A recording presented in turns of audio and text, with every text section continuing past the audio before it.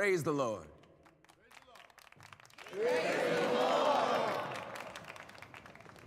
We come together to mourn the one and only A-Train. He loved his country, his God, but most of all, his captain. Homelander, amen. Amen, sir.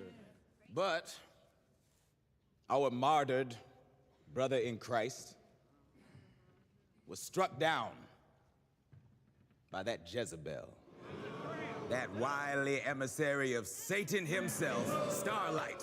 That's right. Now you know that ain't no figure of speech, right? It ain't no metaphors in this house. Starlight and her minions are literally possessed by demons. They spew and vomit.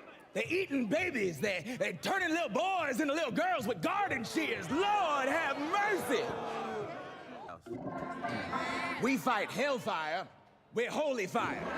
We fight with the ballot box. We fight with the ammo box.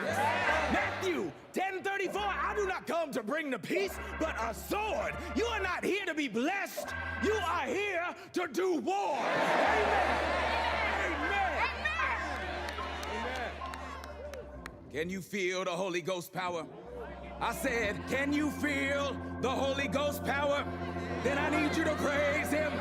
Praise him.